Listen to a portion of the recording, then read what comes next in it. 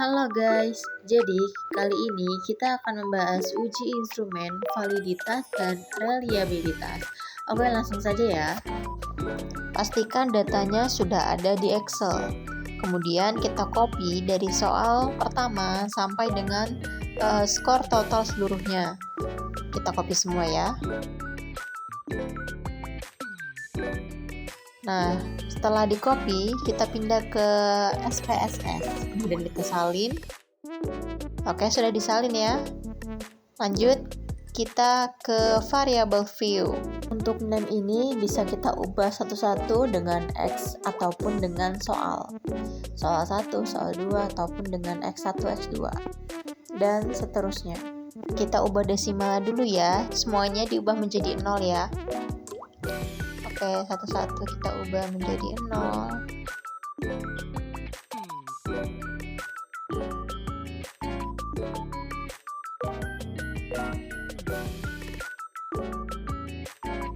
Nah, udah kita ubah nih sekarang labelnya. Labelnya itu kita tulis dari soal 1 sampai dengan soal yang terakhir, tergantung kalian bikin soalnya berapa. Nah, itu udah ada soal 1, soal 2, soal 3, soal 4, soal 5, sampai dengan ada soal 15.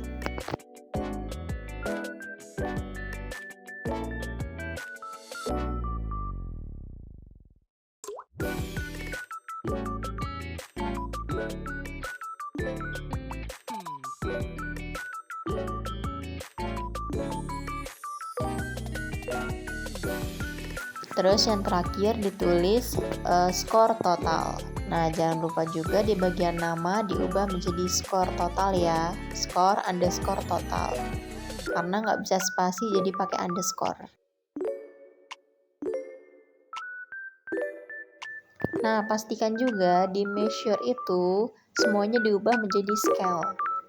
Ya, semuanya nih diubah menjadi scale. Nah, setelah itu, ketika semua sudah diubah di variable view, kita buka analyze, correlate, bivariate, kemudian seluruh datanya itu dipindahkan. Pindahkan sebelah situ ya. Pastikan semuanya sudah terchecklist. Baik percent, true value, maupun flag significant.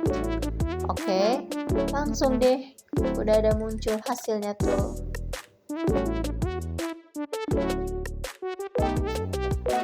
Habis itu kita salin nih bagian correlation-nya aja. Kita salin kemudian dipindahkan ke Word. Nah, ini sudah dipindahkan ya. Nah, kalian juga harus sudah mempersiapkan interpretasi output hasil data validitasnya.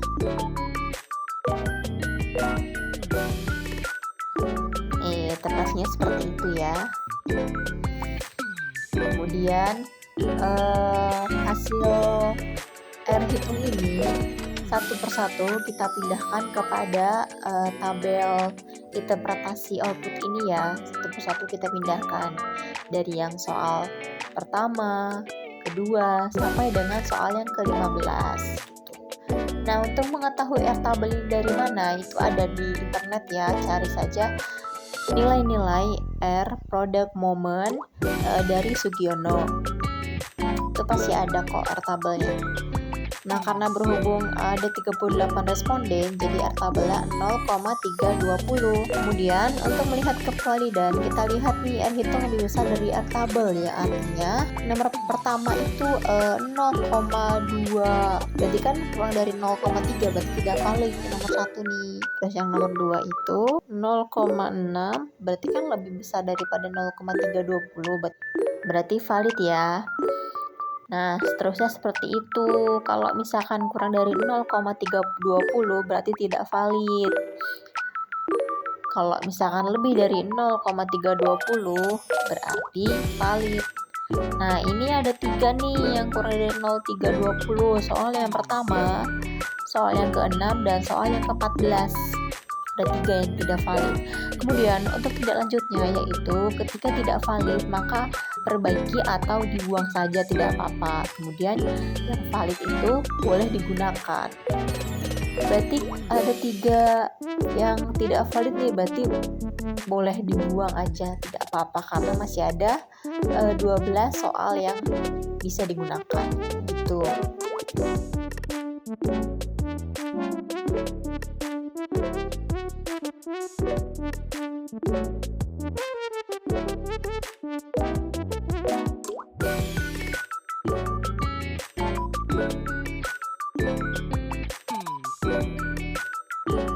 Lanjut guys ke uji reliabilitas, datanya masih sama, lalu kita analyze, scale, reliability analysis.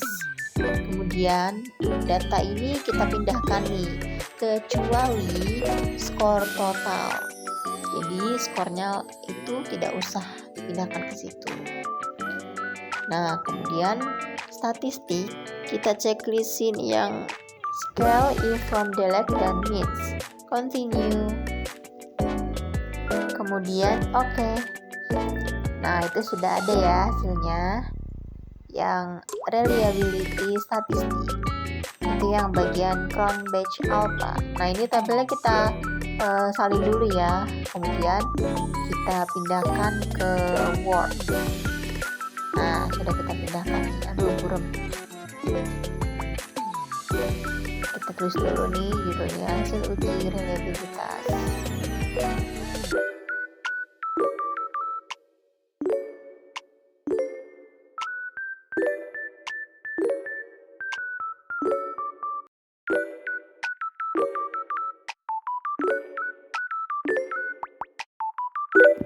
Hasil uji reliabilitas ini menggunakan Cronbach alpha.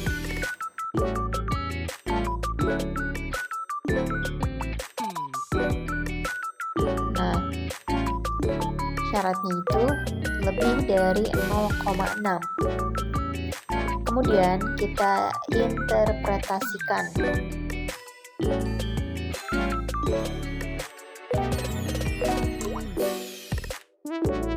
Dapat disimpulkan dari tabel tersebut terdapat hasil Cronbach alpha sebesar 0,687. Ini pasti lebih besar dari 0,6 ya, karena 0,687 itu seperti 0,7. Artinya data tersebut bersifat reliable. Oke, terima kasih. Sampai jumpa lagi semuanya.